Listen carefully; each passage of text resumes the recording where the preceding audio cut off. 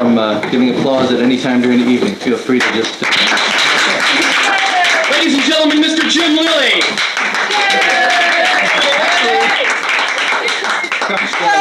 You guys are great. This isn't the beginning of the show. I've come here just to check your pulse. No. Tell you a little bit about what we do. The show is totally improvised. We advertise ourselves as totally improvised theater, and it is. We don't have any bits that we plan backstage and then take a suggestion and plug your suggestion into. We base the scenes on the suggestions that we get from you. From time to time during the evening, we will be asking for types of suggestions. When we ask for them, don't put up your hands because we can't see them. Shout the suggestion loud and clear, and we'll take the first one that we can hear. Sometimes one or two will come out, but if we can't understand them, we can't act on them. So try to make it as clear as you can. Also, give and take in the audience. If people in the front section give 32 of them in a row, let the guys in the back, because they paid more back there actually. Let them give one or two also. Okay, we're going to start in about 30 seconds. Thank you very much for coming to our first show. We'll see you real soon.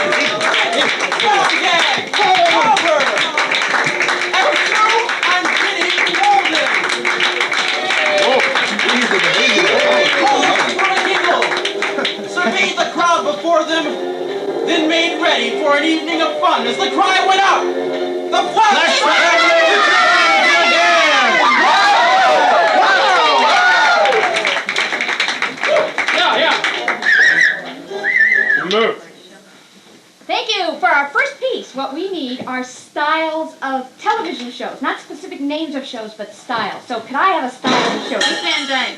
Which is what? Sitcom. Corny sitcom. Thank you. What's the style of show your mother likes to watch? Soap opera. Soap opera, thank you. What's the kind of show you never want to miss?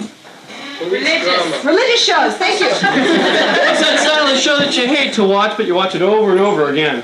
Telethon. Telethons, thank you. And what's a style of show you wouldn't want anyone else to know you're watching? Lawrence Welk. Lawrence Welk. Music. There's got to be one more style out there that's waiting for somebody. Sports. Sports. Thank you very much. Corny sitcoms. Soap operas. Religious shows. Telethon. Geriatric disco. Sports. Oh, Jack, come in here and bring your mitts. This is hot. Okay, Chrissy. I'm sorry. Oh, Jack, my face. Can somebody help me? Can somebody save me? God will come into your heart and step on you and smother you with love, and your hands will be released. Ah, yes, for my face. My eyes are still closed. Oh, Lance! Doesn't little Johnny look familiar to you? Look at his eyes. Look at his one green eye and his one blue eye. Martha, does this mean... Freeze! As we join the international bowling competitions, Walter Swarthout is up. Another strike! He's done it again! Going for his 300 game. And Freeze!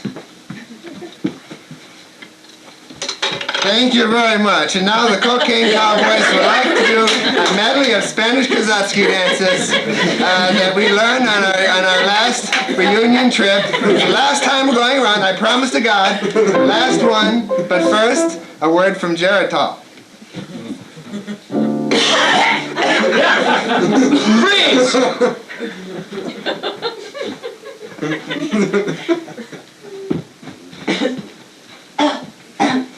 Yes, these small Cuban, Lebanese children, refugees, need your help right now. So please call in. Let's go over to Doug on the big board. Doug. Right, Jeff, we're here. Our total wallets.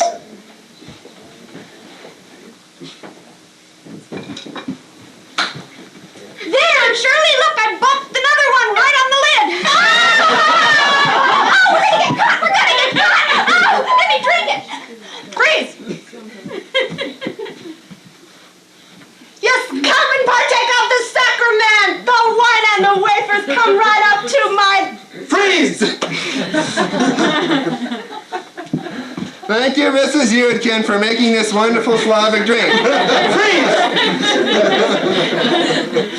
As we rejoin the javelin throw, we see Walter Brokowski is up for his 14th throw of the day. Freeze!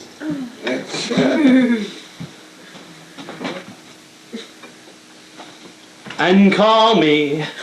Just lend a hand and come call me. Call me and I'll be around. Come on, let's have those phones ringing, folks. These kids need your help. Come on, just call up anybody. Freeze! That's right, and now a medley of labor union songs from the 1920s when people were beating each other up. Oh, Luke, I hurt my ankle. I don't think I can make it up the mountain. Christ, Anita, it's broken ankle time again. Oh, please, Luke, please, help me. Freeze!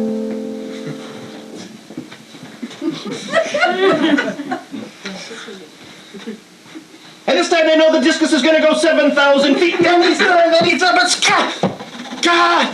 Freeze! Yes, yes, they are coming. Hey, Sarge, look, here comes the posse to save us. Freeze!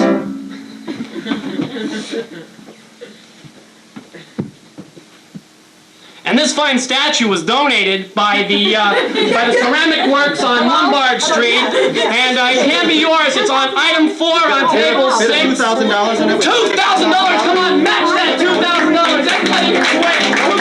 That's $2,000!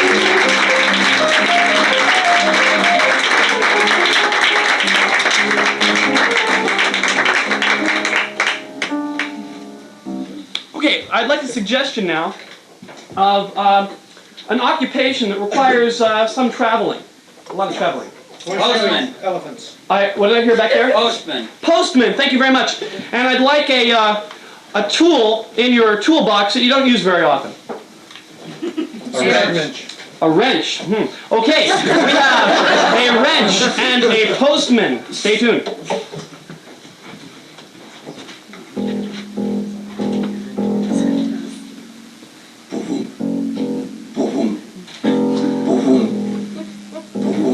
Rex 7, Space Postman.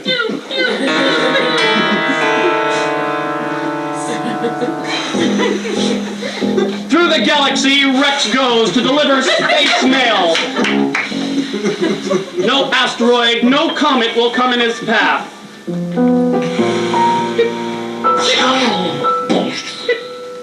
127 Galaxy Way. Mr. Freebus.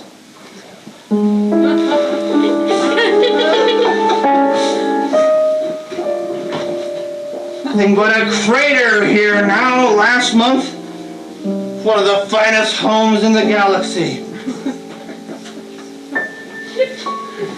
Mr. Freebus! He doesn't live here anymore, Rick. The space capsule came down. No. What about his check?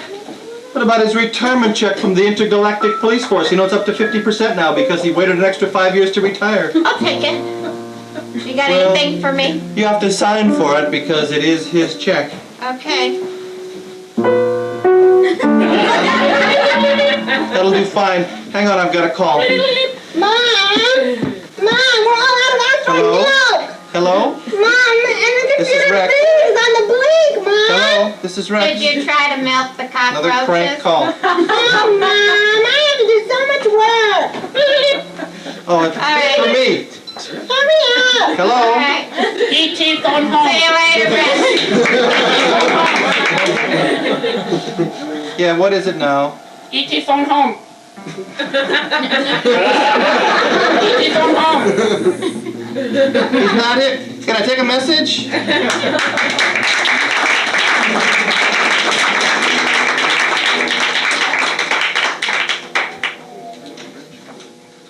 We try throughout our show to also add some culture, so now we're going to take a cultural break. And for this, I need a name of a poem that no one has ever written. We're going to create it for you. Somebody give me a title of a poem. The Unquiet Wash Basin. The Unquiet Wash Basin. Well, coincidentally, we have here tonight the winner of the International Poetry Festival, who is going to recite for you his original poem, The Unquiet Washboard. Correct? Basin. Wash basin. The Unquiet Wash Basin. Please help me welcome Nureyev Frajanevkov.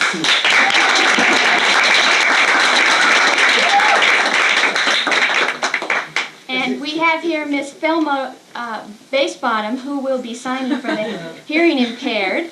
And since Nureyev does not speak any English, I will be translating for you his poem, The Unquiet Wash Basin.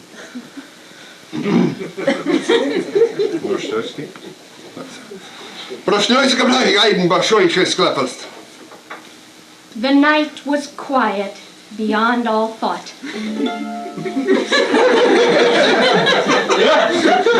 Shushkala printas kluskabulla.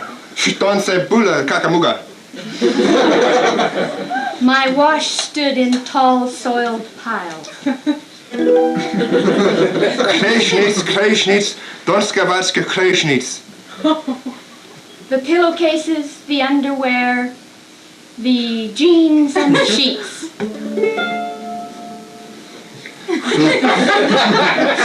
Klubaznisk. Forska bloedstiestra. The threats of shrinkage, the calamity of stains. Well, spot stains.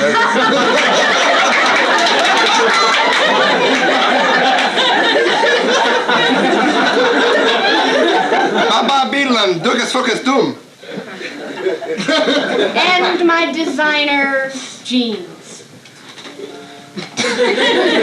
Ludfisk. Eine Kliebe Nachtmusik.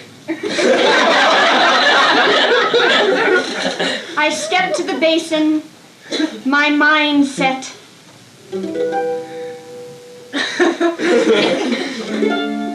And ready.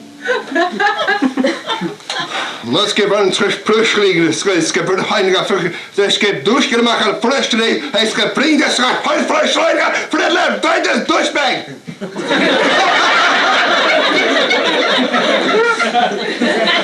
It was quiet, I was ready, the night was still, and oh my gosh, who put that there?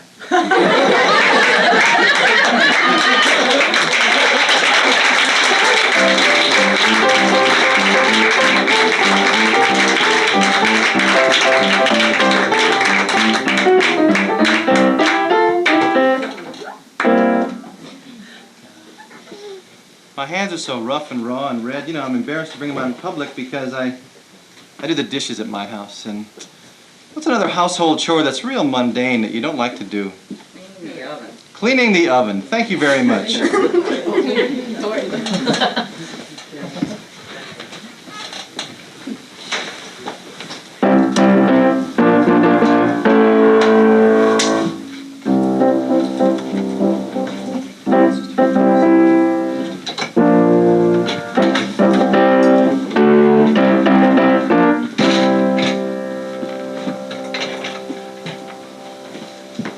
Oh, it's good to be back in Los Angeles, Don. I usually see this kind of weather down here, but it's great that we got this type of weather for an outdoor event here in the Kitchen Olympics, Right. like oven cleaning. It's really exciting to see these two contestants from Germany, East Germany and West Germany. They are now they're battling, of course, against each other in the this Olympic event. As you notice that the West German is using a very, very restrained type of motion in the cleaning, whereas the East German is quite violent and vehement. That's a technique that they often use in East Germany, and you'll notice that he practically will destroy the oven before he cleans it. It's quite unique. It's quite unique. You'll notice the wall of foam that he puts up all around the oven. And nothing will penetrate it. That's right. You know, it's an unusual story. Before the broadcast today, we have a taped interview, which we taped earlier, where we asked them how they felt to be working at odds and yet together from one side of the wall to the other. Can we have a look at that tape? Yeah, the tape. Little mix up here. Oh, here we go. She said she's very happy to be here with us. She says she's very happy to be here. But I am happier. You know, can I speak with you freely now? Let's cut back to live action here. There's something East German has just torn all the knobs off of his oven, and he's not making much progress. He's getting very involved in the other parts of the stove, which really don't have anything to do with the cleaning. Hold on a second. She just raised her right finger. I think we're going for a full 10 points here. There goes the scraper action, and it's in and out and in and out and in and out. It's quite rapid, and I think she's got it. The crowd is going wild. Yeah, here we go, the final maneuver. Oh, it's a lot later now. Okay, I think we see our scores. Yes, it is the West German that won. I think here the most important thing is the camaraderie between the two contestants, the love that they show for each other. I mean, heck, one translates for the other one. Right, it doesn't seem like there's that much dissension between them. Sports conquers all. That's right. Well, that about wraps it up for the oven cleaning contest. Whoa, we're moving on now, folks. We'll join together. Okay, we'll move on down to the vacuum event.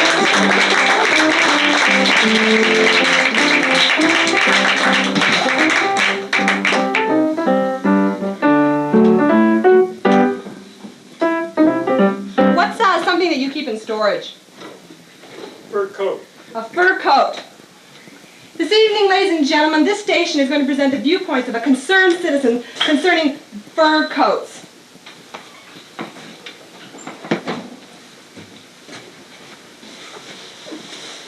Hello, I am Wanda LaGrue from San Leandro, California. And I am concerned about the explosion in the pet population these days. And I think that we should get together with I-Magnons and take those little cats and dogs and make fur coats out of them. Thank you. The views of the speaker do not necessarily reflect the views of Flash family or the proprietors of Fort Mason.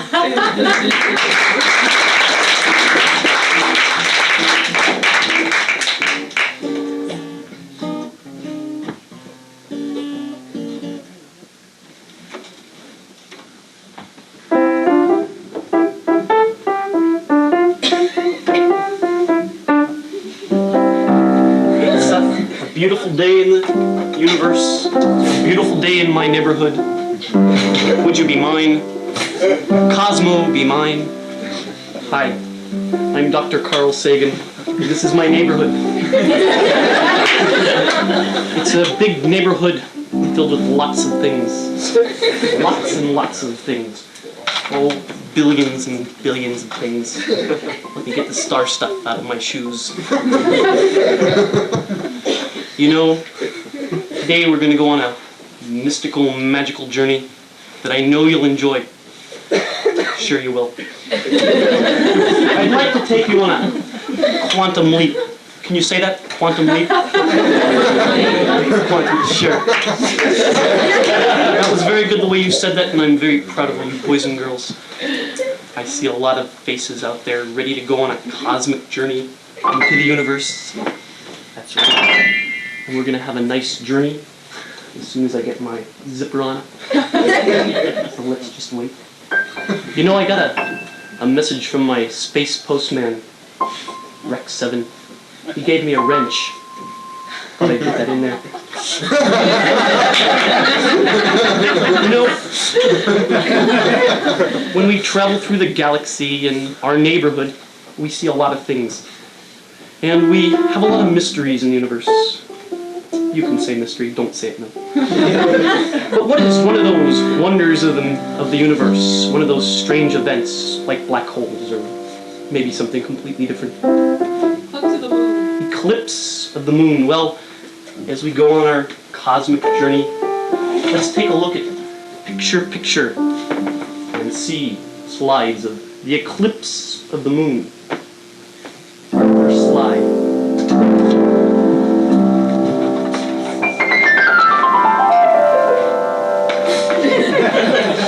The moon's a wonderful place to be, and I'm glad I was there. I went with my friend Rex 7, and here he is delivering a chair. The eclipse is about to begin. Next slide.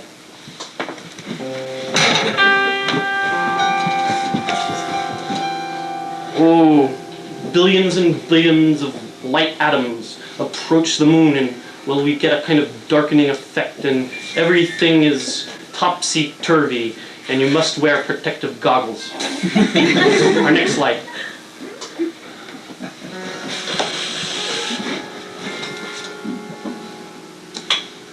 Here, little pixies dive into moon pools as the Earth comes in contact with the sun's rays and forms a shadow on the moon.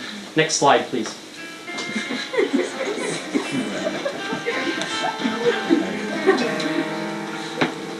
There is a man in the moon, and there is a woman of the moon. And when they collide, everything gets dark, and they have a cigarette.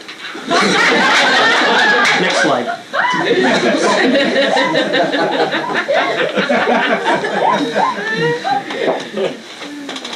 Don't be afraid of an eclipse of the moon, as many generations before, and well, yes, even this generation has superstitions. You can say that, can't you? Superstitions. Very good. And even this child is afraid of the eclipse. But remember, it's just the shadow, and it knows. Thank you.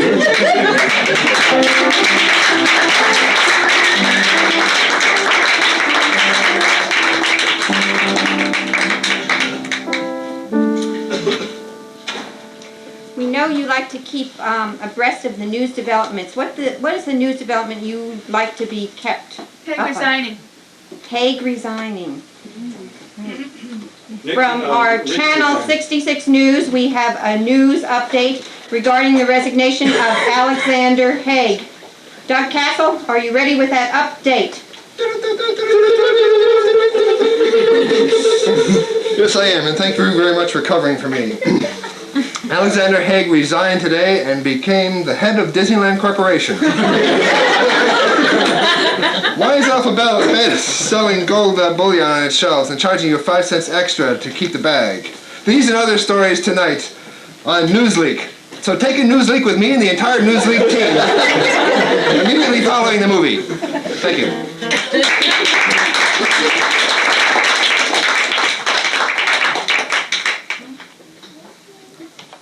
Hi.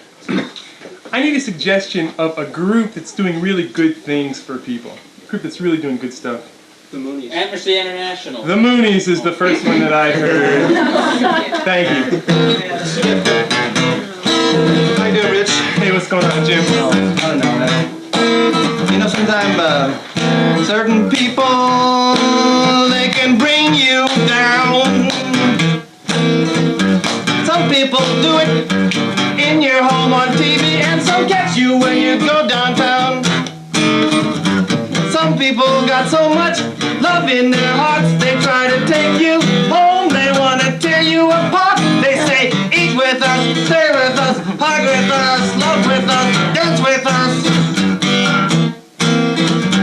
Many years ago they thought people who stared too long at the moon went crazy. They said, loonies, loonies, don't you come too near to me. Now I come from South Korea,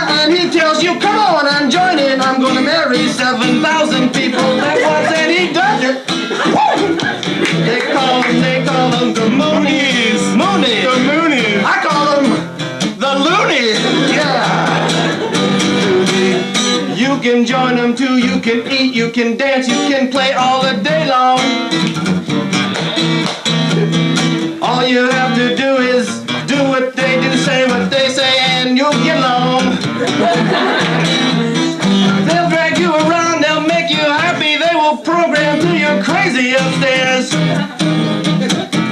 Then in the night some cop will come, your parents will give them $1,000 to drag you down the stairs. Yeah. They'll take you to a center in Arizona, they'll wash your brain, they'll send you home, you won't know where you've been. They don't call them moonies, they call them loonies. Oh, give me the blues, the loony blues, the loony blues.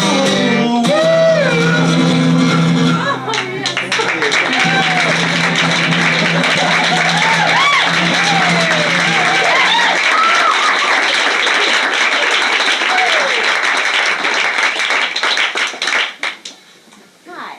What's a precious jewel besides a diamond? Emerald. An emerald. And what's an injury that you like? Shin splint. Shin splints. Thank you.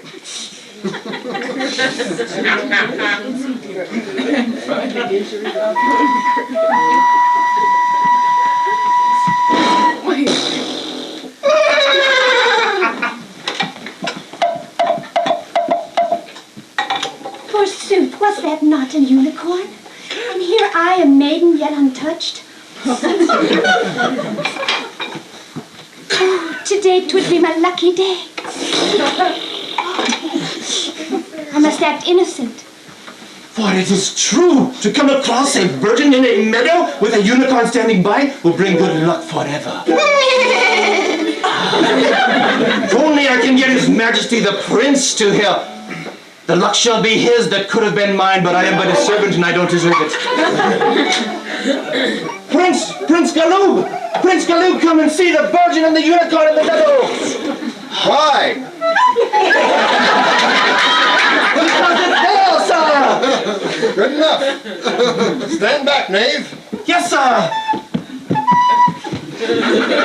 Prince Glauber, I have promised a unicorn and a virgin in a meadow. It's a donkey with a horn. No, sir, too long have you lingered in the brewery down the road. It is truly a unicorn. I shall approach your maiden. Yes, sir. Good approach, sir. Fair maiden, you have vexed me in twain. I have come many miles to watch upon you and your horny donkey. Wow, this is a unicorn. Forsooth, for truth. Yes, sir. There is one test, you know, sire. No, not the one test. Yes, sir. The test of the unicorn shin, sire. If thou hast a true unicorn, thou wilt not mind if I engage this horned donkey in a game of football. But, sire, would you have a game of football with a horned donkey with a splint on its shin? Let's see it kick a goal first. Truly you have studied your books that Merlin provided you with well, sire. You know all the words. Sire, I will not have you hurt my unicorn. Would you rather kicketh the goal? Well, Might get dirt upon thy very hem of thy skirt, O beautiful virgin. yes, that is true. Dear sweet unicorn, how is thy shin? Madam, Eloquent. I shall take yon wild boar. Frisky. Frisky boar. Frisky boar, sir. Sire, maybe we should have killed it first. It shall be carried upon the wind like a great flying doodah. Ah, but it is said in Merlin's book, if you pull the unicorn's tail twice and say the magic word in its ear, it will kick the goal of the boar and deliver the emerald to the hand of the nearest prince. Well said, well said. Merlin said it, sir. Actually, I memorized it. Seems to me, good sir, as if there was also a clause which followed shortly thereon regarding virgins in the near vicinity. Yes, they shall all be covered in ivy and wed to the prince with the emerald taped between their knees for 10 years henceforth. I thought thought it was taped around their neck. Well, somewhere. Darkness is beginning to fall. I think we best make a decision whether it is or is not the true unicorn. May I yank the tail, sir? Whatever turns you on. And the word is turnip greens. Kick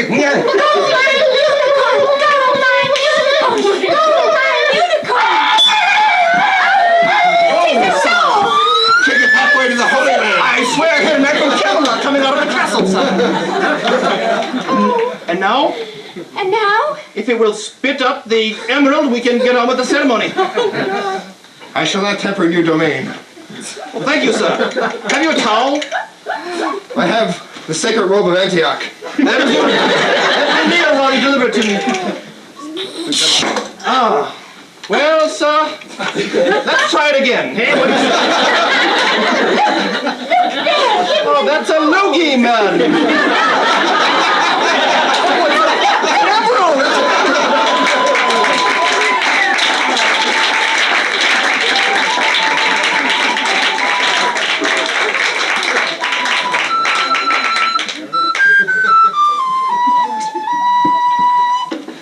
Well, thank you.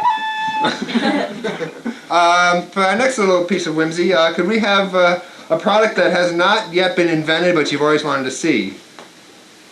An automatic toilet bowl cleaner. Automatic toilet bowl cleaner. Okay, thank you.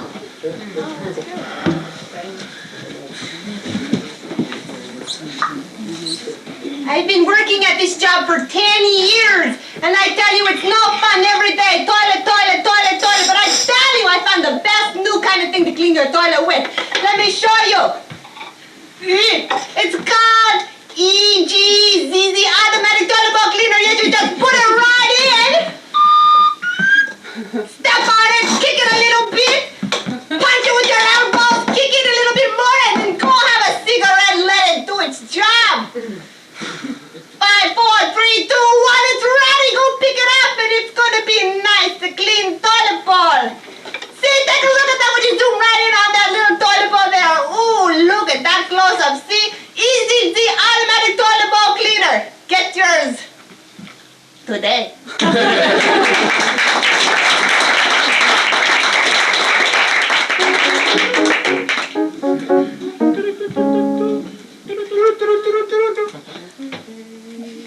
As I'm being duped on the stage here, I'd like your suggestion of an object. Q-tips. Q-tip? A sport, please. Anybody? Water polo. Water polo? A personality that people are talking about. Jerry Lewis. Jerry Lewis. And occupation from someplace back there. Gardener. Gardener.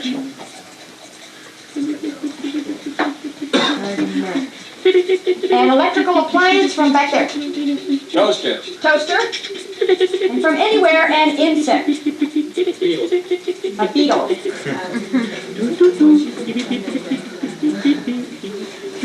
Okay.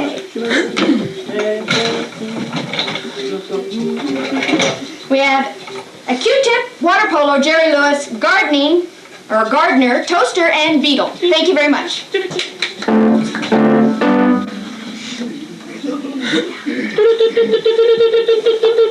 Welcome to Channel 57, the Generic News Networks, GNN. Your anchor persons, Doug Kassel and Mary Milton. Thank you and welcome to Newsweek. As I said earlier, our primary story tonight is that Alexander Haig has become the president of Disneyland, and Huey, Dewey, Louie, Goofy, Snoozy, Dippy, and Whippy are members of his cabinet. Not to mention Minnie Mouse. Yes, Minnie Mouse, the Secretary of the Interior.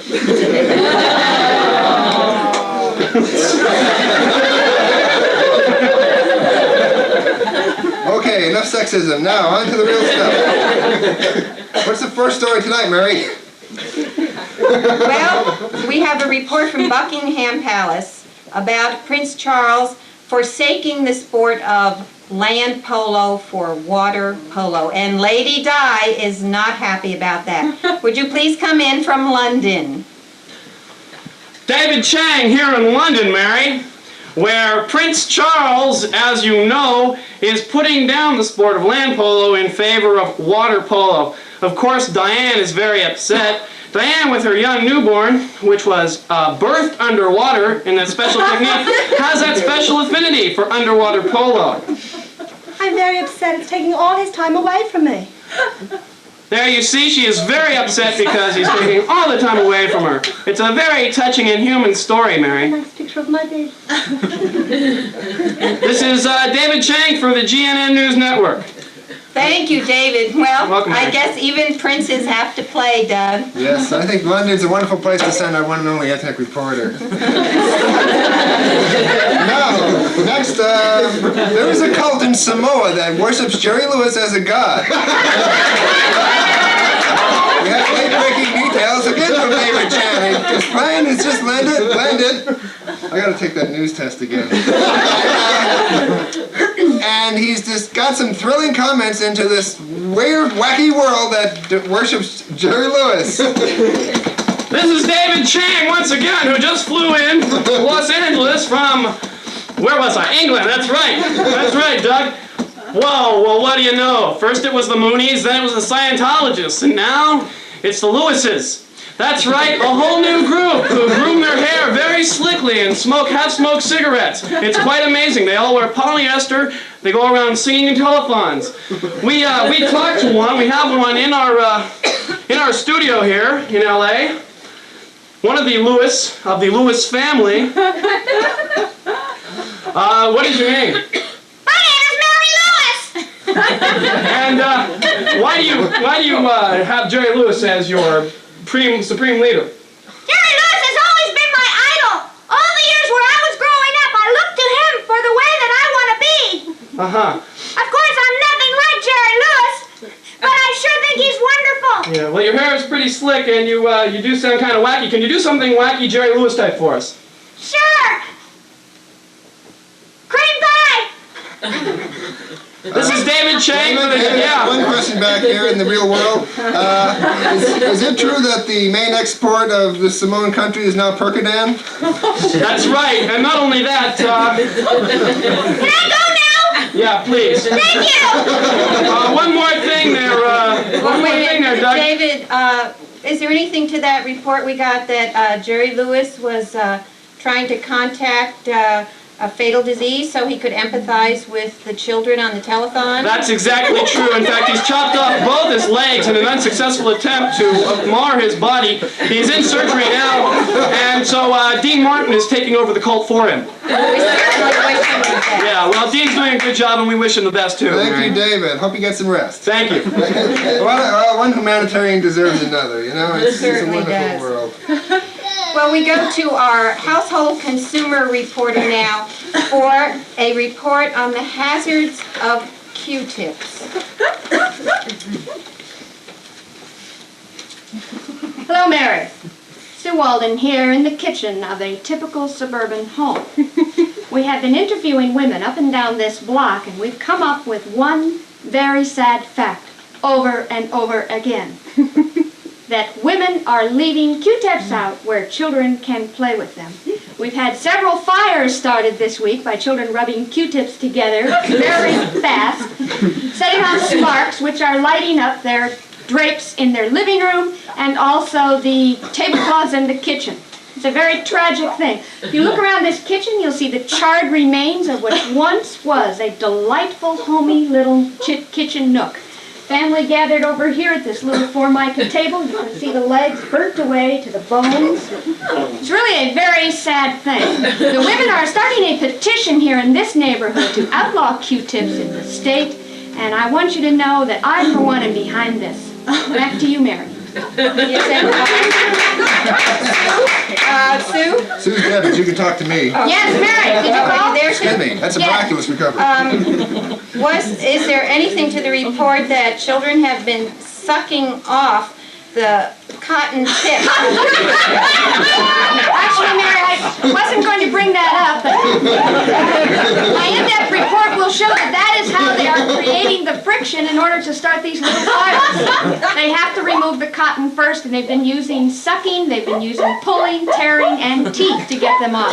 Sue, I also read the National Enquirer, and I have another question for you. Is it true that Q-tips cause earwax? No, that's one of the before the horse or the egg before the chicken. We haven't discovered that one yet. Right now, we're just concerned about the hazards. We're not concerned about earwax. Boy, is my face red. Back to you. Thanks for that report. Well, bring back the Beatles. It's a cry that's heard throughout the land, and we contacted Volkswagen Company of America, and they decided that they can't bring back the car, but they have instead formed a baseball team, the Japanese Beatles. They've only played in the Orient, but we have our sportscaster, Jim Lilie, here to describe what's going on in the world of sports. Thanks very much. We're taking you now to downtown Tokyo to the Yamashita studio where they assembled all 9 players. Unfortunately, it's very hard to see them because they have a small camera lens. We pan the camera down to pick up the Japanese ball players, please. I'd like to introduce you to the team now, if I could. Are you picking me up there across the ocean? Hello? Yes. Am I coming in? Thank you, Jim. No, I'm still here. I have 9 angry Japanese people right here. In any case, they hit home runs, they have smaller baselines, they have smaller cleats on their shoes, they use chopsticks instead of bats. Aside from that, it's quite like our American baseball. Back to you, Doug. Back to you, Mayor. Thank you, Doug. Well, toasters are flying to the city of Paris with the report that Princess Caroline of Monaco intends to wed the entire French Olympic soccer team. Monaco is something you put on your foot. Well, we go now to Monaco for a report, an exclusive interview with Princess Grace and her comments on her daughter's latest marriage.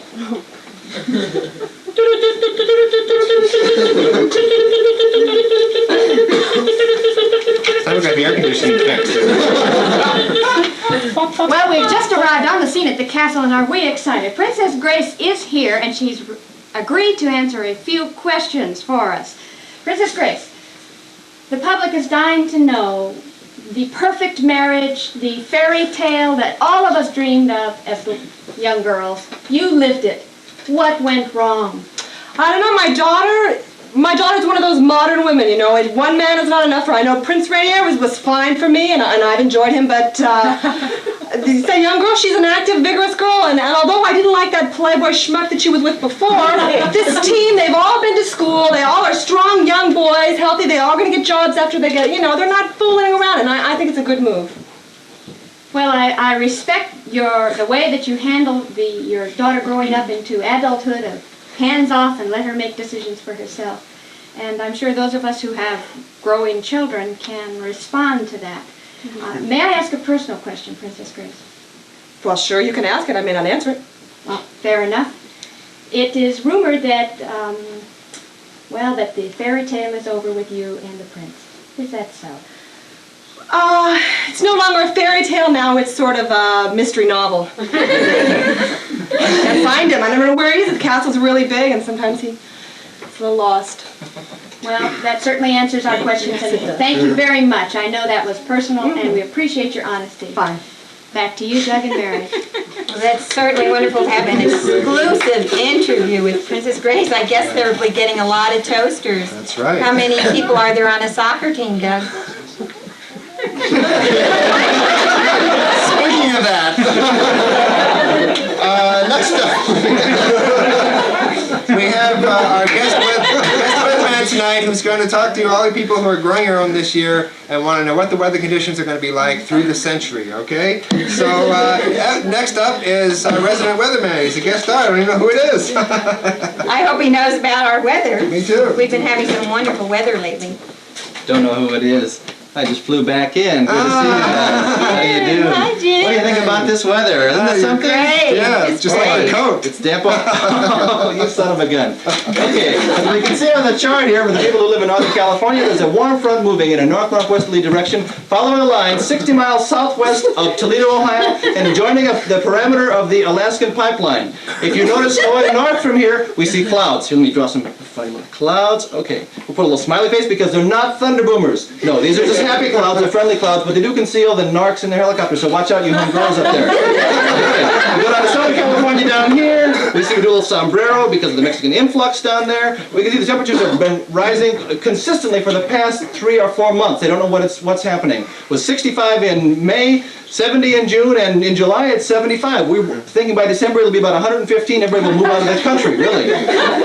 Now on the median line, which we have decided to call the line between Southern and Northern California, this runs on a perimeter lateral equal to the equilateral triangle, which is based in Washington, D.C., Washington State, and Toledo, Ohio. The winds are coming in, as you can see. Are you getting all this?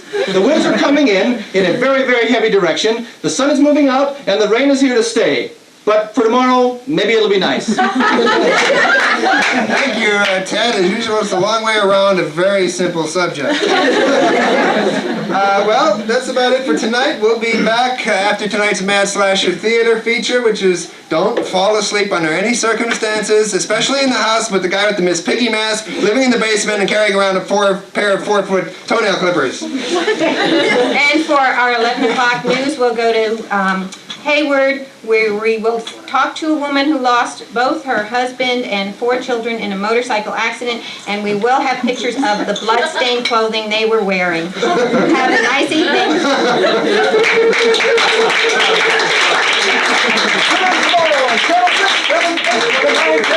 News, the Generic News Network.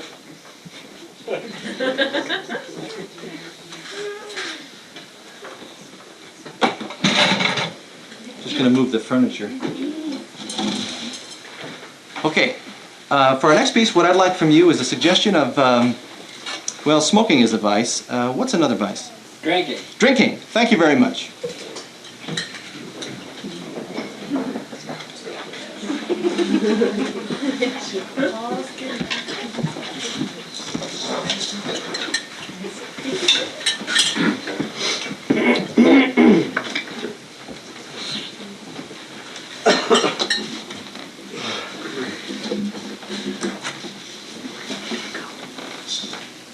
Uno, dos, 1, 2, 3, 4.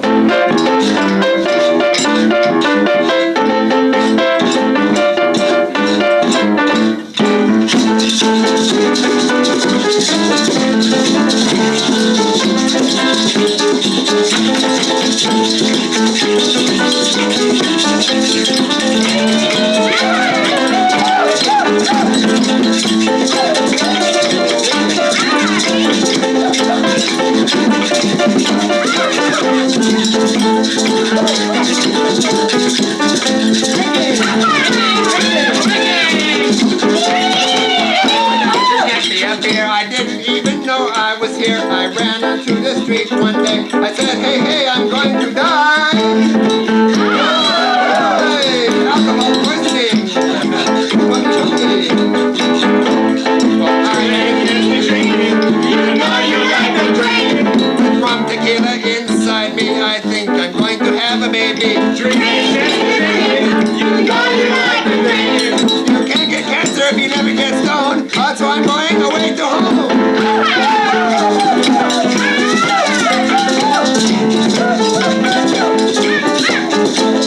Just turned 21 the other day. I had a party. Just one day I had some rum, some gin, some boozy woo, some wine. I threw up on the end of the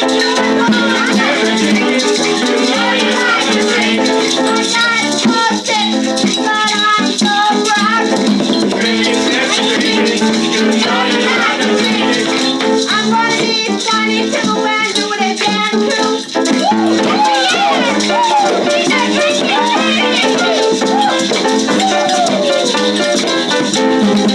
I spent $2,000 just to take a cruise. What did happen? I fell overboard and I got myself a bruise. I fell right into that drink.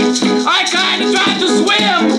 Nobody helped me. Somebody said, hey, somebody save him. Oh.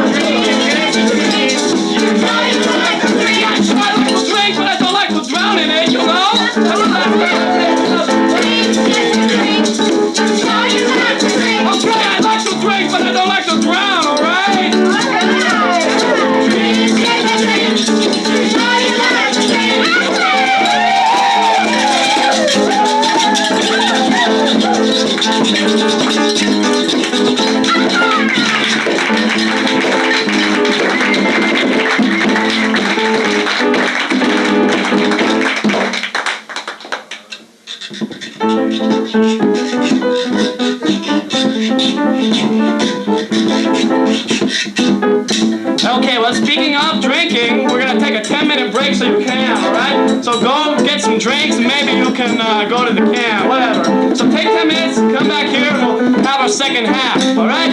Thank you very much, and see you in bed.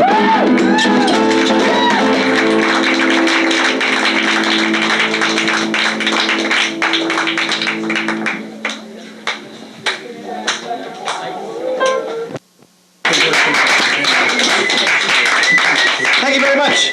Welcome back to the second half of our show. You guys are all rested up, so I'm going to hit you with a piece we need 3 suggestions for. First, I need your suggestion of a movie location. Bulgaria. Bulgaria. Thank you very much. It's one we've never had before. Also, something that you'd buy at a flea market. Carpet. A carpet, I heard. And number 3, could I have a personality conflict? Barbara Wawa. That's internal. Edible? Is that it? Sibling rivalry. Sibling rivalry. Thank you very much.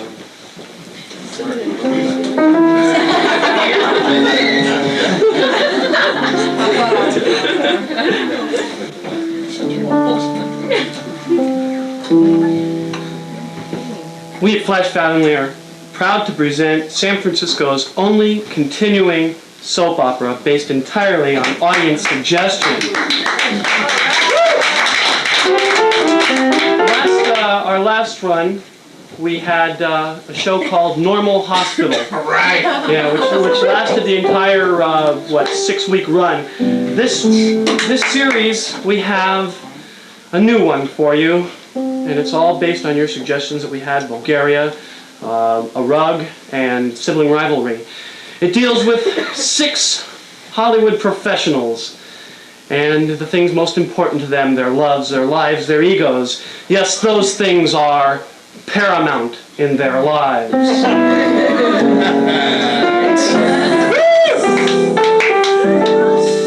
We didn't have a show last week, but if we did, we'd see these characters: Fabrizio Fallopian, Oscar-winning director, and with his girlfriend, ex-sex symbol Honey Graham, in this confidential scene. Honey, could you swizzle just a little bit right to left? Left to right makes me so sick of my stomach. Fabrizio, why do you say I'm not right for the role of Mother Teresa? Because you've been a mother too many times. But I'll do anything for that role. Come to my casting couch. Yes, and also we might have seen this scene between Lola St. Michael, successful and beautiful actress, and this tender scene with her beloved superstar ex-husband, Rory Phoenix. Rory, you promised that you'd put in a word for me so I could star in that next film. Oh, come on. You never got a part that your tits didn't get first. That was before, Rory. I'm ready for something to sink my teeth in. And my nails, too, aren't they lovely? Listen, dearie, everything is special effects now. You have to be a special effect or you're dead. I can do anything, Rory. I know I can. Can you be a dog from Uranus?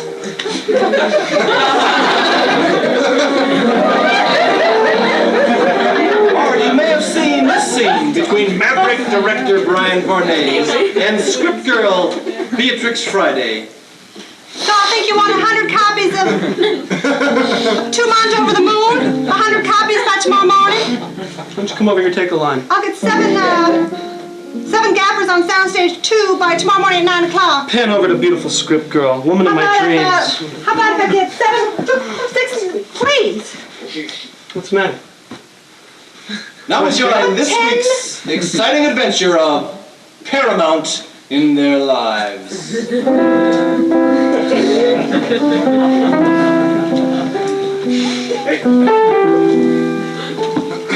So dirty here, Beatrice. Well, I thought I brought 6 maids in yesterday morning to clean up. Lola, I'll my write that darling. down. Dirty. Excuse me, comment for a second. Now those nails. God, no one has nails like you. Oh, thank you, Fabrizio. I knew when I saw the mountains of Bulgaria that the hands of Lola St. Michael belonged in them, you know. Lunch today at 12 o'clock in the Commons. Certainly, thank you. What are we having, Beatrice? What would you like? We can have it flown in. Turkey on toast, is that fine? Forget that. We'll use that for hockey pucks in How our about your game. cornbread and ham? bread and ham. I'm dieting. I'll just have some greens. Oh, that's not good for you, honey. Your skin's gonna get bad. I have vitamins. It's my C's. Well, I'll make a note. Make sure you take your vitamins every day. Vitamins Lola, day from Lola. Yes. drugs. Vitamin E. Fabrizio, Lola, I intend to be slim, taut, and ready to go to play that role. God, I get excited just hearing you talk about it. But wait, I wanted to discuss the deeper meaning of this role. Not the superficial, sleazy, street-walking, hip-thrusting action that you do so well, but the deep, soul-searching, truth-seeking, mental giant who you will play in this film. Yes. I just have a new wrinkle, so I think I'm ready for it. Fabrizio, how many copies of Bulgaria at Stonehenge do you want? 20. 20 copies? 2 for me. Give them to my assistant. I don't read those things, you know. Fabrizio, Yes. this is the role. I'm going to win you another Oscar. God, I hope so. Can't you just tell there's something in me that's moving and changing now? Yes, there is. Ready for more. It kind of boosted up a little bit there again. You know? Oh, hello, Fabrizio. Honey. Hello. Oh, I'm supposed to be at Soundstage 2. Excuse me. Hello, Lola. I see you two want to discuss your roles in the forthcoming epic. I'll just go get some cultured water. Meanwhile, at Rancho Fandango, Rory Phoenix's hideout.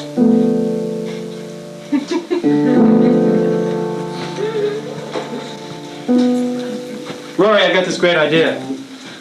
You and Christopher Plummer. Oh, no, not on the Gestapo part. No, he's great, really. We won't have him do anything Irish. Oh, well, either Irish or German. I can't stand the bleeder. Would you like a gin tonic? Yeah, sure. Have one of mine. Thanks. Did I ever tell you about the time Stuart Granger and I punched out an oyster? No, I didn't hear about that one, man. We were in the Veldt. Oh, you don't want to hear about it? You've told it to me so many times, Rory. How about Jesus Christ. the time John Zarek and I killed an elk with a hunting knife? You got a vacuum cleaner around here, a little something. I dropped all my coke in your rug. It was there last night. It'll be here today. That's something. I got some tweezers on you. Yes, I have this pair of tweezers that Farley Granger gave to me. Hold on. Hold that pair of tweezers. Camera pans up slowly. Sees the hand with the tweezers. Oh, new wave epic right now. Right now, right here, right in this room. Right at Rancho Fandango. It's not a speaking part. I know what you're thinking. Yeah. I know what you want. I'm thinking you're gonna map me out of the whole damn picture. I knew you thought that. It's not true, Rory. It's not true. You're my best friend. You're my best friend. You're my brother. I love you. I wouldn't do that to you. About 6 months back, on one of the locations of Paramount, we see a different story.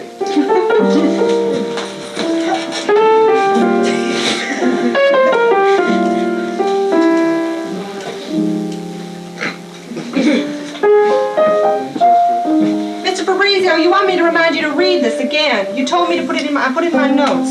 Thank you very much. You're very sensitive. I think the Stanislavski system is a good book for you. I think maybe your technique will improve. Little theater mask, so even on your lapel, I bet you have Laurel and Hardy underwear on. Don't be embarrassed, but that blush to your face reminds me of sunny Italy. God, if I was a younger man, but I'm not. No, that's true, Mr. Fabrizio. American women, I never understand them, you know? Mr. Fabrizio, I've had a typo. Oh, hello, Lola. Hello. Beatrice, where is the carpet that was promised to my dressing room? Well, we put in the purple carpet and you said you didn't want it. You said you didn't like it and we couldn't get the bread until Friday. I'm sorry. Typical. You know, the purple clashes with Lola's eyes. I cannot wear purple. That goes in Liz's dressing room. Yes. I get the red. Say, Red is the only If I thing. may say so, I think you're a little too picky. Hey, script lady scribbling, making bad words on your little paper there. This is Lola St. Michael. This woman who helped build this studio. You come in Sorry, here. Miss St. Michael. Good. That's not necessary, Beatrice. Oh, it's not just bad. that It's just that the amount of energy and sexual tension that comes off of me has got to be absorbed. Yes. And red is the only color that Oh, absorb it, yes. Cast it out I never really and... saw that before. Yes, it's all part of color psychology, which is what I'm getting Ah, into. isn't it? What is Lola getting at? 6 months later, on location in Bulgaria,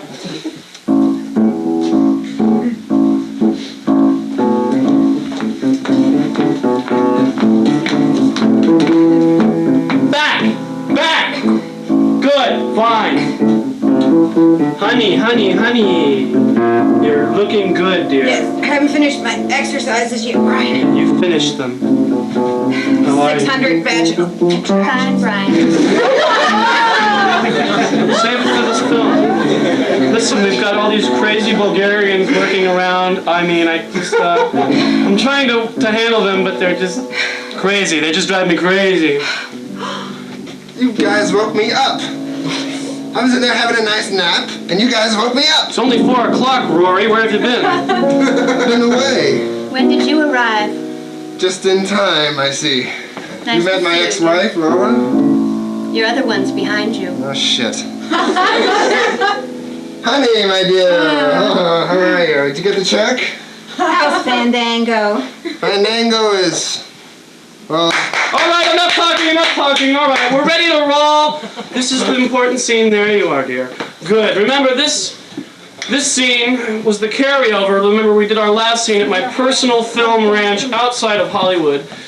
Now, okay, we have the dead priestess, we have the flying squirrel there, and you're ready to go. Yes. Brian, if I may just say one thing. No, you may Or you need to not. see your lines? Well, maybe later. We can talk in private then.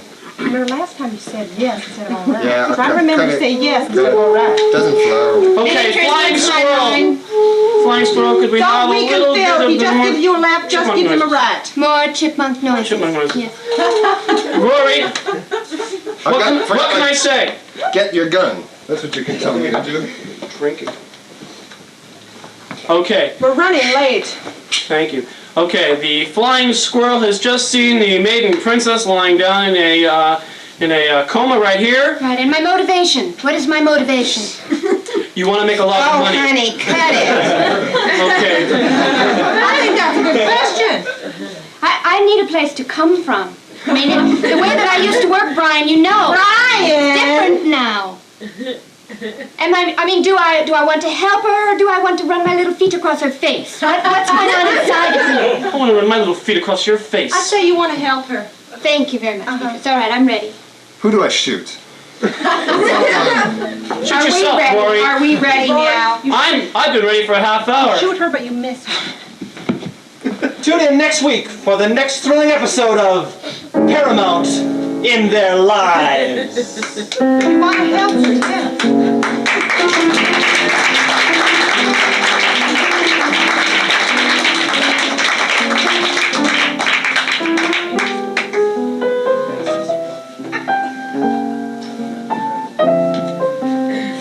Well, they sent me out here again because I'm going to ask for the next suggestion, which is an article of women's clothing or an accessory. Garter strap. Garter strap. Thank you. Garter strap. What is it? Like a razor strap? My name is Carl Walden. While walking the streets of San Francisco, many people are in danger, their very lives, their pocketbooks, and their welfare. Let's take a look at this simulated scene from the streets of San Francisco.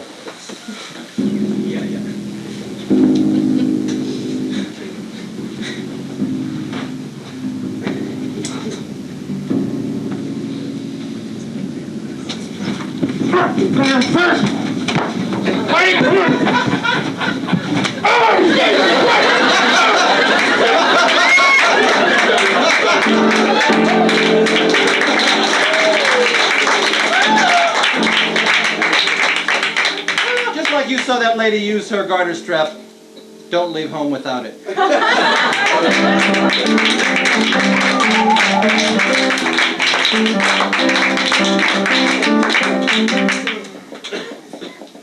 What's something disastrous that you read about lately? Plane crash. A plane crash. Thank you.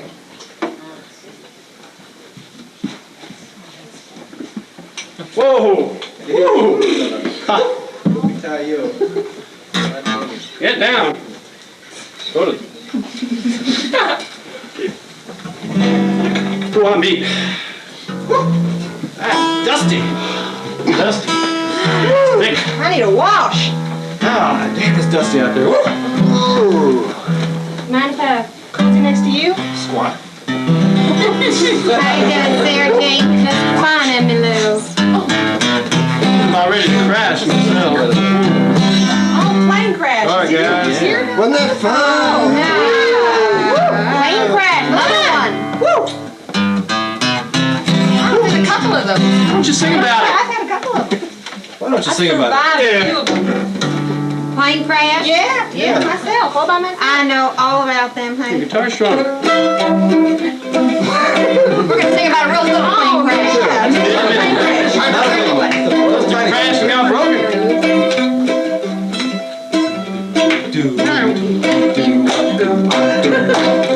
One day I wanted to take a little trip.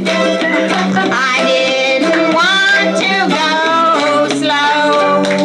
I went to the airlines and I said I want to go high. They said, honey, we will let you fly. Oh, what a terrible disaster! They had a crash and everyone got killed. Oh, what a terrible disaster! And yet they wanted all the passengers to pay their bills. That's a shame. Nowhere. I'd kiss a mule for that.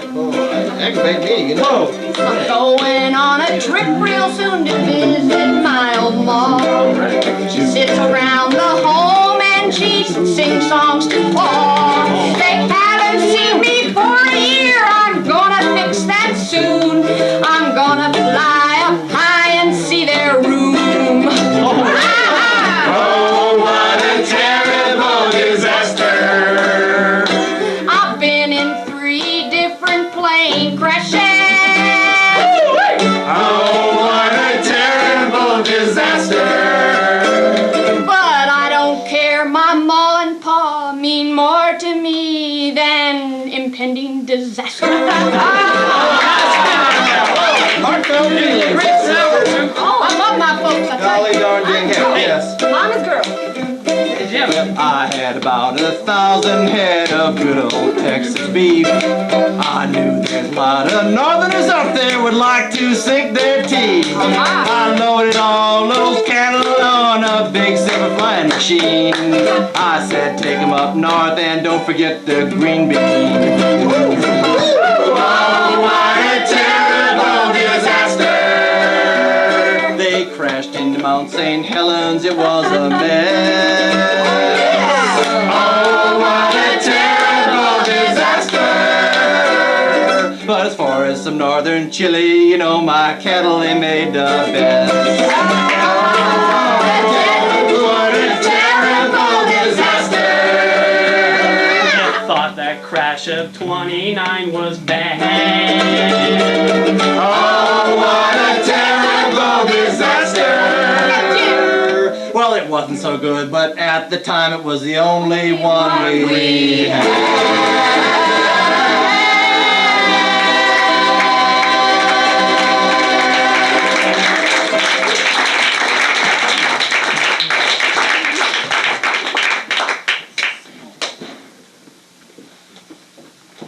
We're going to do a different kind of piece for you now. This is sort of the meat of improv is this next piece that we're going to do because it's free form and it is based on a theme that we'll get from you. What we're going to do is a series of scenes exploring this theme as many different ways as we get flashes about.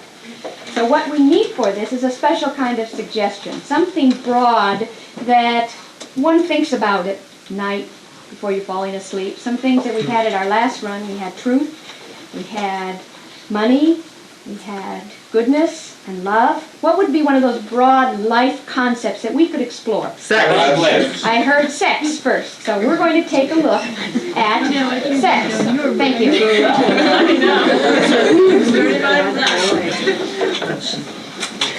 Here, baby, here, baby.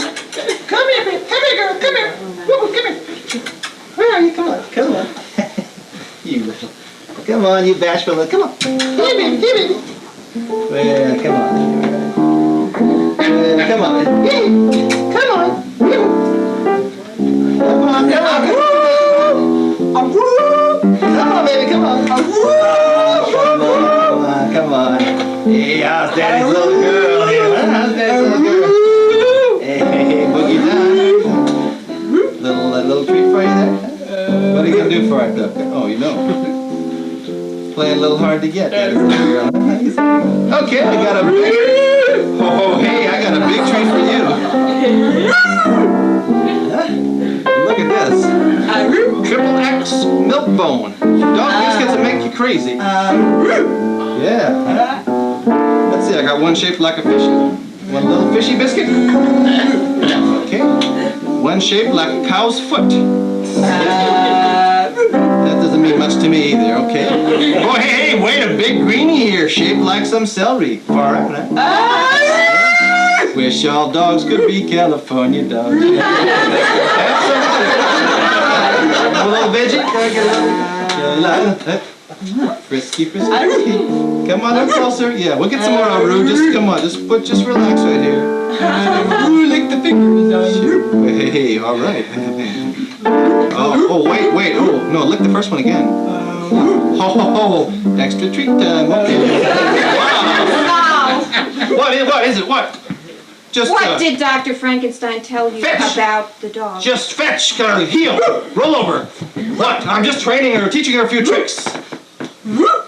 You weren't giving her those biscuits? No, these are for, I love these. What do you mean? Look at this. When I give a pomegranate shaped biscuit to a dog, hang back. Look at this. This is for me. This is yummy stuff. Come on.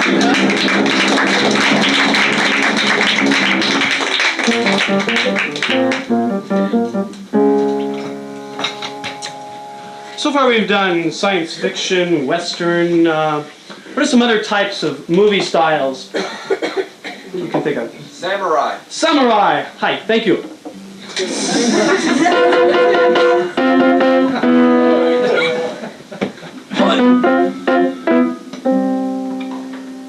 All alone in Blossom Forest, waiting for someone to fight. Or someone to love. Or someone to play cards with. Or someone to talk to instead of the blossom tree. Oh, Hadassah! Yeah, no. L'chaim! You must go away from let us pass on road guy. Oh, road guy, my road guy. This bridge is my bridge. I built bridge with my own 2 feet. Anyone who cross this bridge must cross me.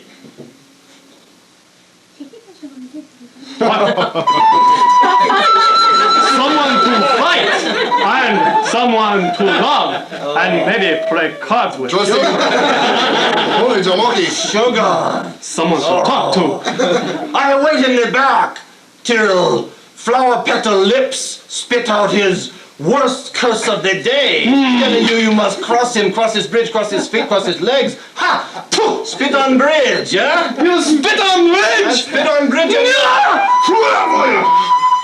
Get him, yeah. Who insult me worst first? Whoa! I just got him, I would say probably him. Yeah, no problem.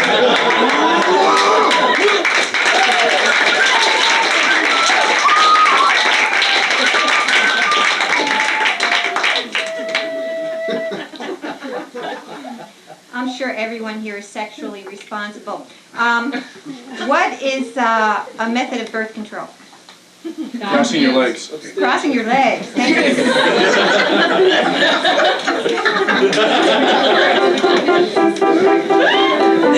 Just sit right here, Miss Fabersham. Right here. The doctor will be with you in just a moment. Yes, Miss Fabersham thought she was entering the waiting room for the doctor, but she was actually entering the sex zone. Before he comes, though, I'll mark the area that that he's to apply the the special formula. Thank you, I would appreciate that very much. No problem. I'm a little nervous, you know. No need to be nervous. This is a professional hospital, and we don't want any of our patients to be disturbed in any way, shape, or form. And speaking of forms, Miss Fabersham, you've got one. Just a moment, I'll get started. She thought he was talking medical jargon, but he was actually reciting the litany of the sex zone.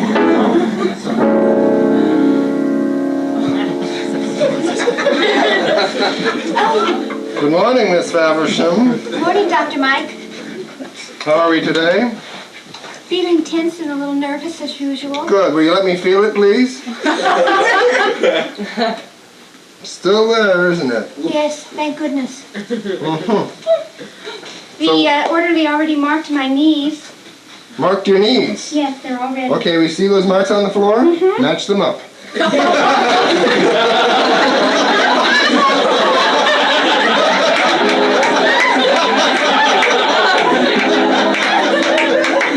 Don't worry, it'll blow over real quick. Just get done. Remember the guided fantasy we did last week? Remember where we left off? Got her on the marks on the floor. Yeah. Okay, just bend over and pretend that you're a parakeet. A little louder, please, Miss Aversham. This is just to relax you. Oh, Dr. Mike! Oh. She thought she had just received a relaxing shot, but she had indeed just ingested some serum from the sex zone.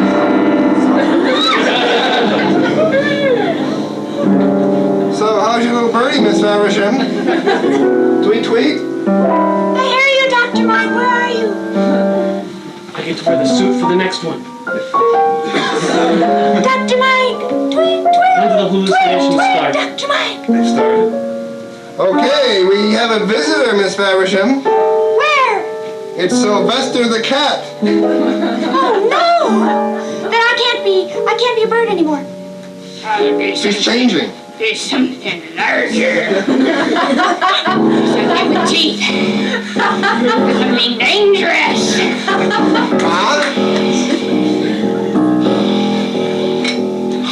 Miss Fabersham, have you had dinner yet? You think maybe you'll go out to dinner with me? I've never seen you like I've never seen you like this. Doctor, Mr. Fabersham is here to pick up his wife. Oh, getting somewhere into therapy.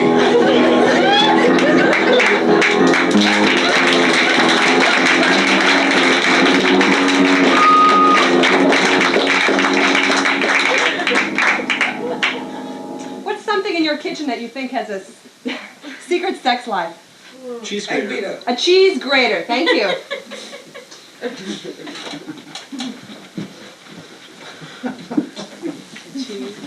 Hey, Bree. Hey, Bree. What is it? You ready? I think so. I think they're going to make some dish tonight, some kind of salad, you know? A lot of you and a little bit of me. Oh, yes. You know, I will probably get to merge a little bit because they never clean the grater between the time when they scrape me and they scrape you. The grater. You know? Oh, God, I'm looking forward to it. You know, I'm getting kind of crusty. Oh, a little cherry tomato. I'm crunchy today. Not a... I can hardly wait. Yeah, she's a little green yet, you know? yes. Hey, Pop. No, Hey, I've been Pop. sitting in the sun. Perhaps they will use a little French dressing too. Turn me on, you crazy! Oh, God, yes! Bring you French cheeses have a way with you know? I know you're And you not. smell, woo, you smell whoopee. Good too. You had me a little bit too long, I think. Oh, not long enough for me though, Bree. Wow. They need a can of... Hey, Bree! Whoa, tomato! Hey, guy! Hey, how you doing? Oh, Fine. just coming from the Alps, and here we are. Yeah, you got some holes in you. Don't look like You're they're so made cute. by I'm a little nature. runny. Get back a little bit. I'm going to run right in you. You smell, honey. We didn't need them, the horny Swiss in here. You and I were doing just fine until they bought that Swiss. Awful. You make fun of the Swiss. Like, you could have been chocolate or a cuckoo clock or something. No, but you had to be cheese, didn't you? Perhaps we'll all be in a fondue together. Perhaps we will all Oh, be that mixed wouldn't in be one. bad. You know, we could all join together. What do you think will lead us? I hope the lady of the house eats me.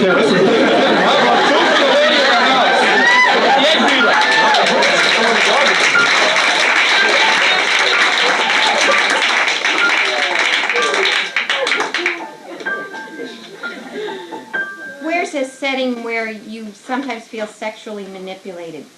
The bathroom. The bathroom. Thank you.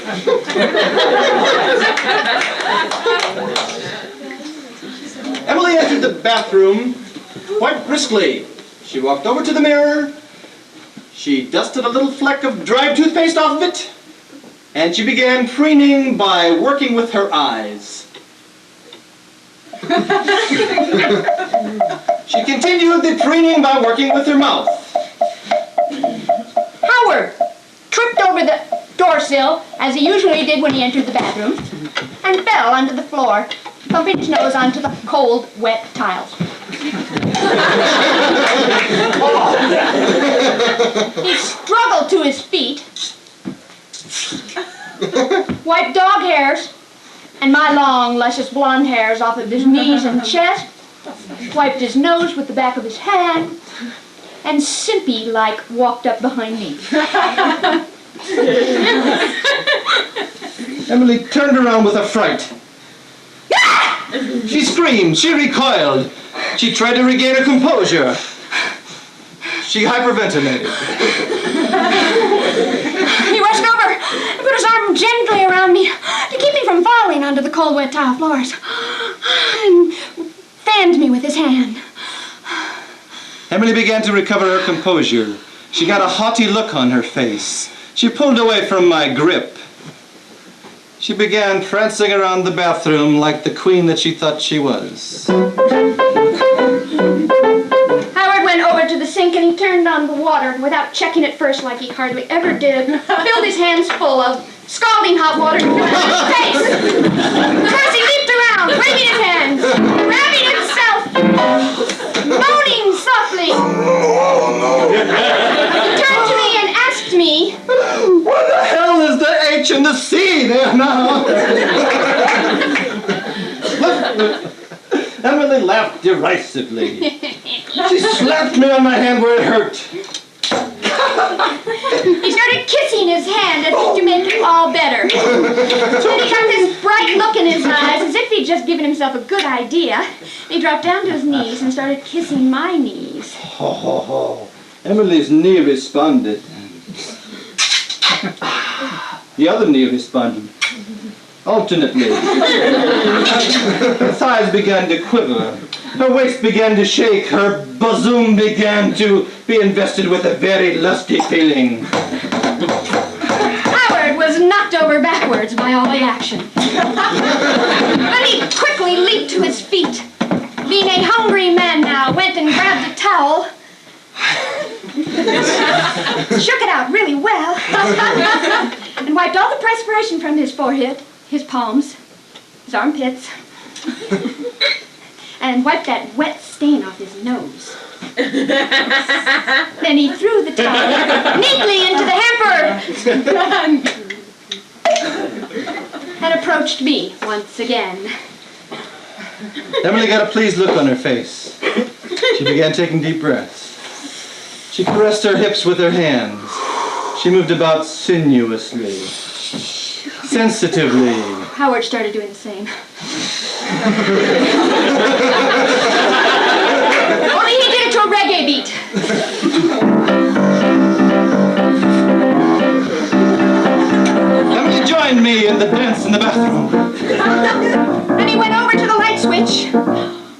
turn it off.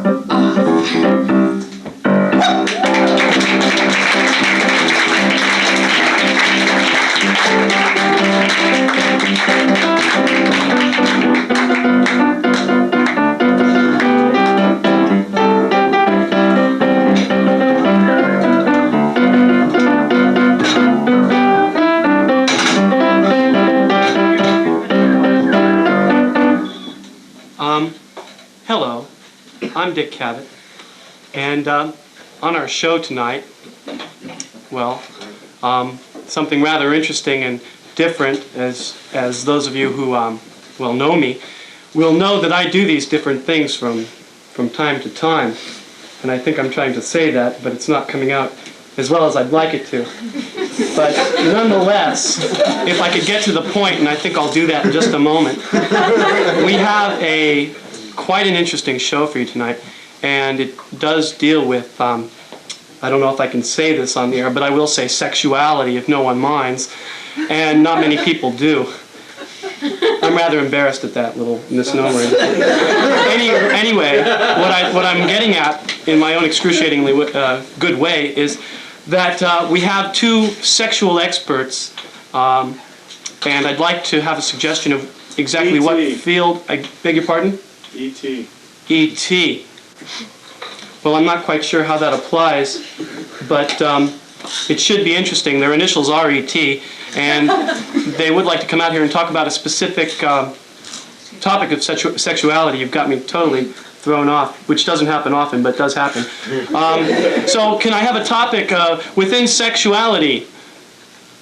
Lizard sex. Lizard sex. My two fine guests tonight, if I can bring them out with a warm welcome, is the husband and wife team, Dr. Edgar Trumbull and his wife Edna Trumbull. Can we have an applause?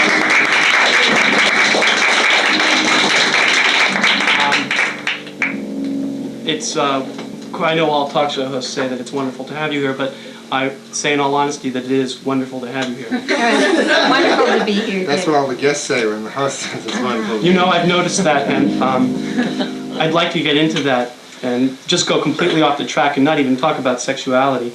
But you are experts in lizard sex. Yes, we are. We've studied extensively, mostly in the Amazon and somewhat on the Nile. We had our honeymoon in the Amazon. That's right. Watching the little geckos go.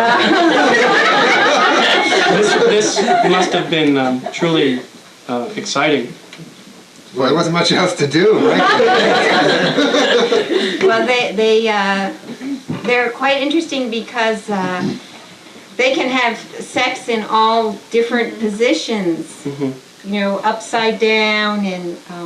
Groucho Marx, I think, said that there's nothing like two lizards having sex. That's true, but he's dead. It's unfortunate. I was with him when he passed away just before, and his hilarity will always be with us, I think, until the day he did die. Well, putting another foot in my mouth, I'd like to get back onto this lizard sexuality. You've discovered something phenomenal with, I don't know if I can say this, but lizard sperm or ejaculation. Yes. I'm sorry. Well, we're now importing the lizard sperm. Well, this is television. Well, we have to be careful, don't we?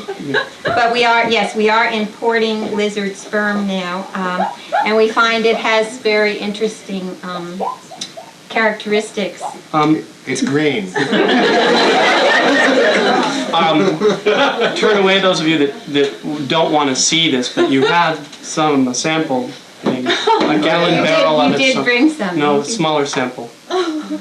Wait, no, it's not mine. I'm just. Well, I don't know. Keep it in a box here under lock and key. And I don't know if the camera's going to pick this up. Well, we can get some. This is petrified Komodo dragon sperm that was found in a live volcano, and it was suspected that the dragon itself came from outer space. You know, Alexander Wolcott of the Algonquin Round Table once mentioned to me that outer space is like a place where he's never been. He's also dead. Not only that, but he was fat. Yeah. But if you can see this, it's prehistoric Komodo dragon sperm, which has sort of a luminescence to it. I don't know if you can It's tell. really quite lovely. That is lovely. Tell me, how did both of you get into lizard sex? Can I? Oh, can you touch it? Excuse me, how did both of you get into lizard sex? I don't know, maybe I'm not talking loud enough. I do that sometimes. Well, I'm sweating too. Does that mean anything, doctor, that when one sweats when they're It in means you're contact? having hundreds of tiny little orgasms all over your body. it's galvanics. I see. Well, I guess that means it's time to go. We're just out of time. So I want to thank Dr. Edward and Edna Trumbull, the ET doctors, for bringing their lizard potion. Well, maybe we can continue this tomorrow or next week, but this is all taped, so it may be in a month from now or whatever. But we'll change our clothes. So Right. It'll be the same but It different. won't be the same. But we're out of time. Thank you.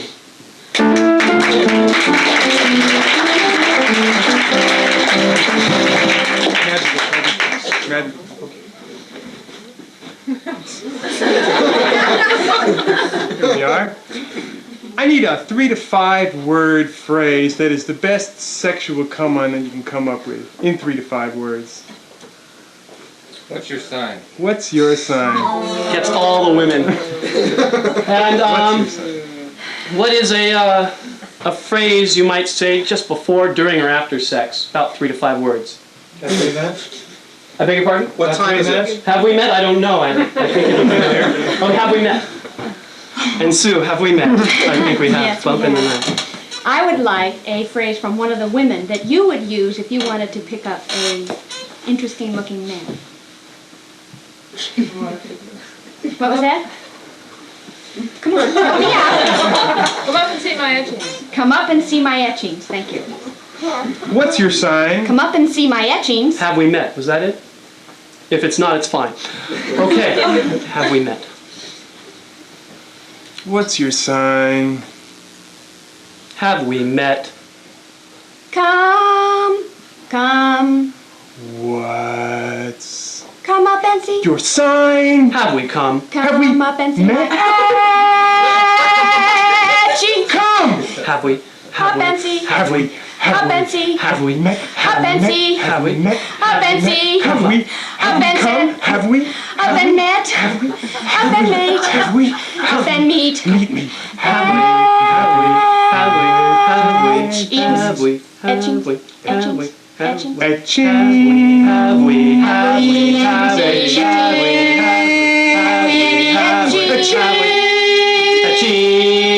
Etchings. Coming. Have we come? Have we met your sign? I'm coming. I'm coming. I'm Have we coming. met? I'm coming. Have we met your sign? Have we met my etchings? I'm coming. and meet my etchings. I'm Come to my side. Sign my etchings. Have we met? Have Sign we? my etchings. Have we met? Have we Sign my come? etchings. Sign my. Have we?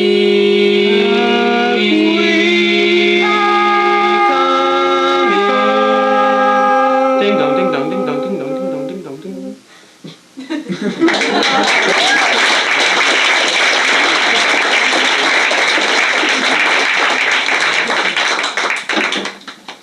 Who's a celebrity you think is real sexy? Ricardo Montalban, I heard. Thank you.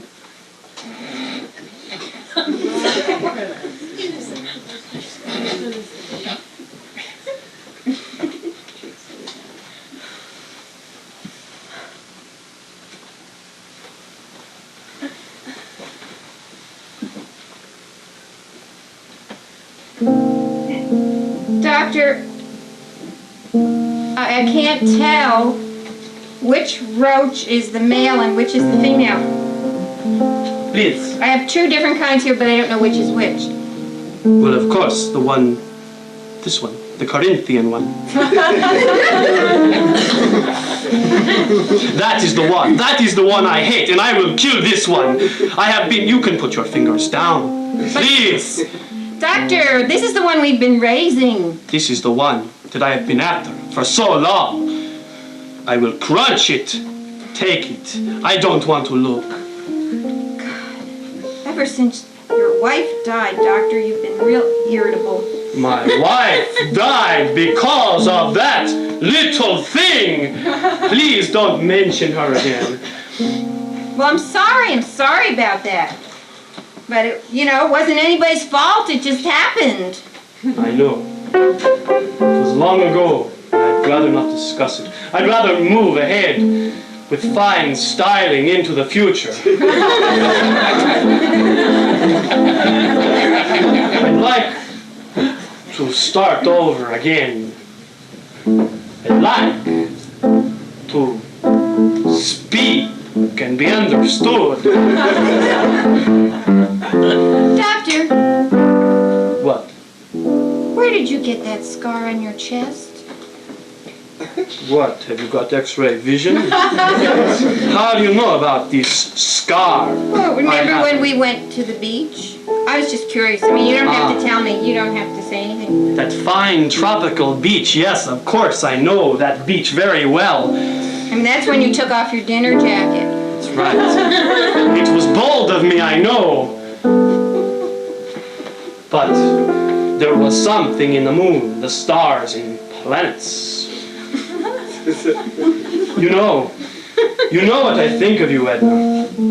You know I find you more attractive than any beetle that we could dissect. Let me put this in your ear. That is making me crazy. Now that my hands are clean, I can touch your smooth, exciting body. Let me put the other one in your other ear. Ah! Cordova!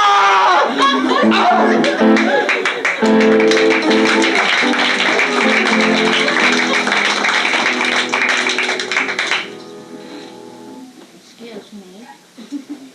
So far we've had a really good look at a lot of young people having wonderful sexual experiences. Well, us in our golden years also appreciate the whole idea of sexuality. Where might someone in their golden years look for sex? Or Marina Safeway. the Marina Safeway. Price check, green bean, 6-ounce can. 49. Thank you.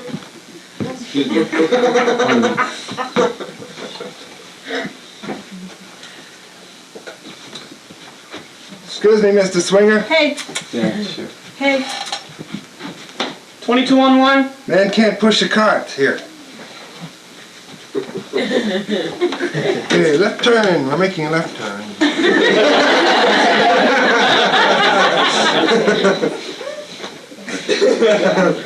Oh, I'm here. Mind if I squeeze your melons over there? Produce line 1. Produce line 1. Whoa.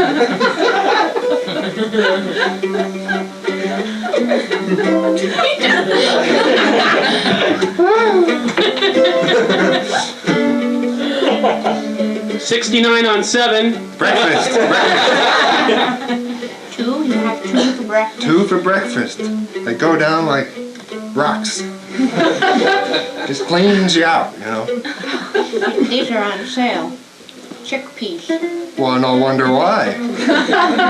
Would you want to cut one of those in half and have it for your breakfast? They're very small. That's what I'm telling you. I hadn't thought of that. I'm curious. Sold. I won't buy them. Thank you for your advice. You know, you gotta fight back in this crazy world. Can't let the sons of bitches get you. Right. I tell my kids that all the time.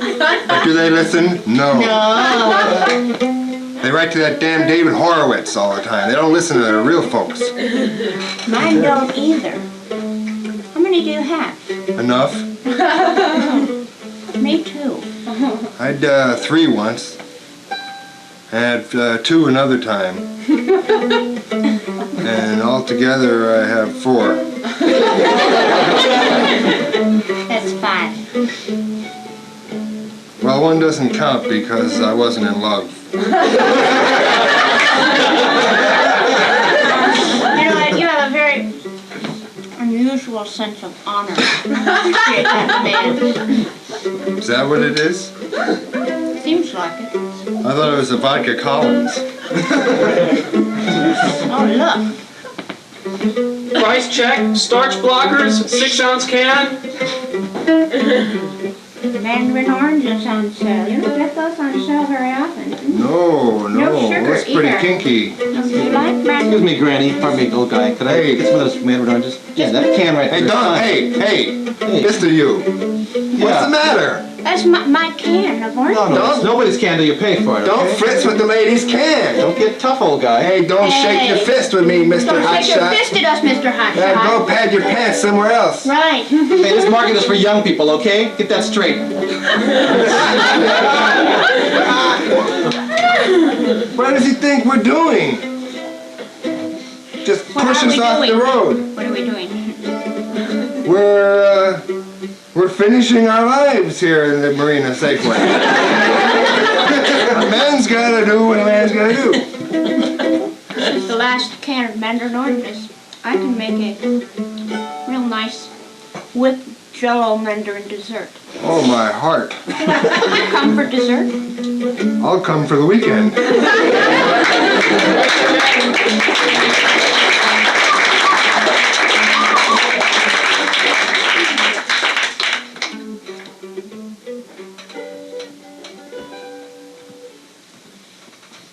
If you were really a bashful person and you wanted to meet a person of the opposite sex, what would be a topic that you might bring up that you think would get them talking to you and possibly somehow work out to getting together? Just a topic. Lilie. Puppies? You say puppies? Yeah. Thank you very much. Puppies are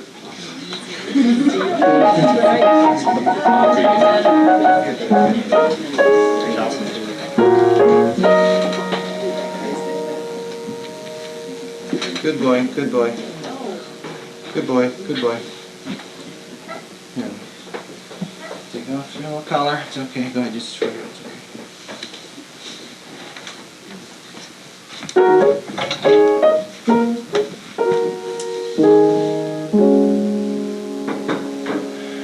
Good boy.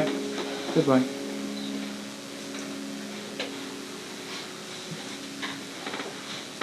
Is anyone sitting here?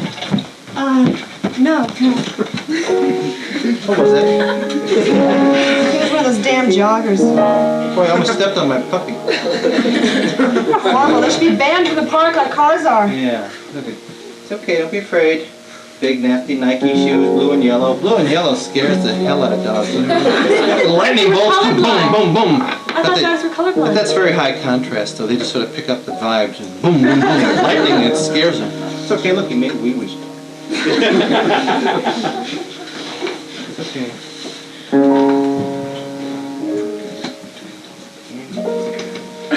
Good. Good boy. Good boy. Heel. Look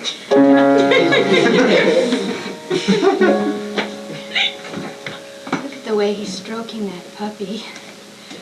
Oh. I just would love to stare, but I better not. You like animals? Puppies? Yeah, dogs? I can't like them. I can't have my apartment. I can have people in my apartment. Oh, it's too bad she doesn't seem to like animals. Could I think of something else she might want to talk about? You know, animals make great fertilizer. You have houseplants. Little puppy do. It's great if you have like geraniums or plant. You like flowers. You look for a lady maybe like flowers. It makes a little. God, she probably thinks I'm such a... No. I think this is a come-on. I think he's trying to come on to me. Nobody would say something like that for real. Now I should really say something intelligent. You know, long-haired puppies shed, and you can stuff them inside of stockings and put them in pillows, and then they feel soft. If you're single, you got little pillows around your sofa. I don't know if you're single. I don't know. But... This has got to be a come on. This guy cannot be for real. Yeah, I'm single. Well, pillows are nice. You're single. Oh, we've covered that then. Good. Come on. Well, she's getting a little interested. I think I could maybe move a little closer. Slowly, though, she's sort of, Oh, it's so drafty on this side of the park. Why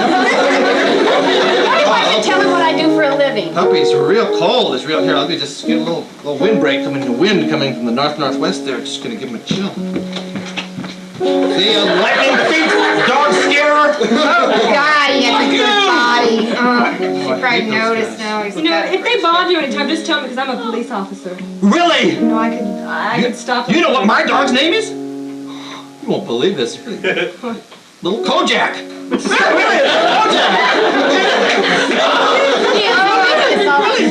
Watch this. Watch him now. Watch him. Freeze! He does that.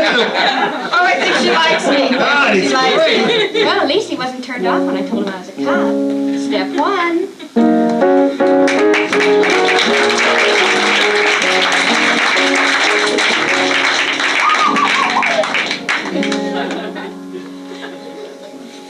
And that was Flash Family's exploration of your suggestion, sex. Thank you.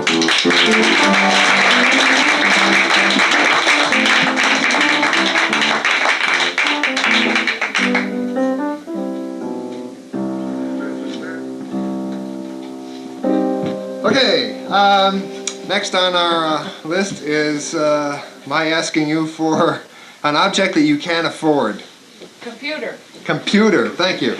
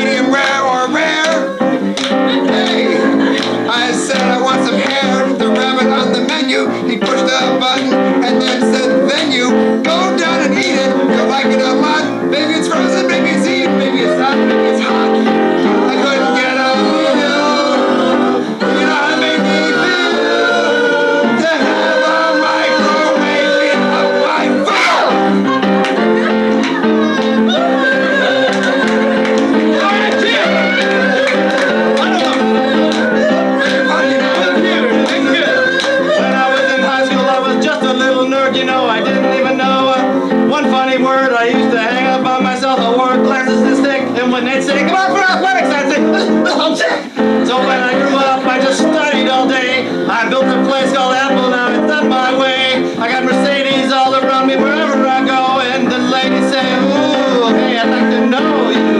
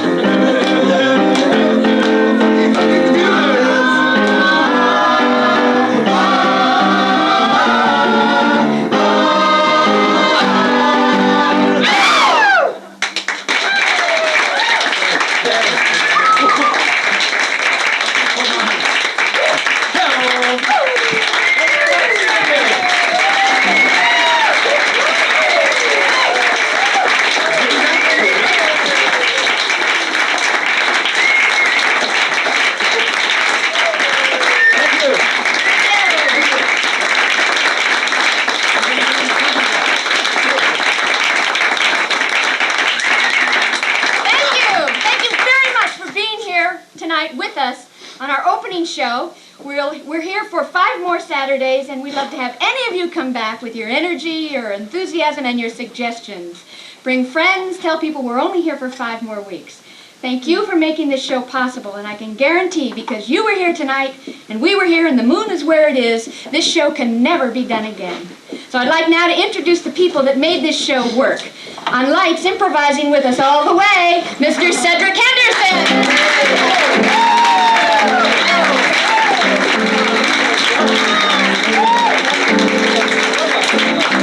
Our Flash Family musical director, who is improvising right along with us, Mr. Rich Glauber.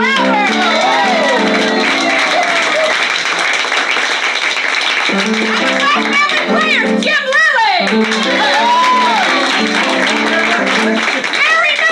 Milton.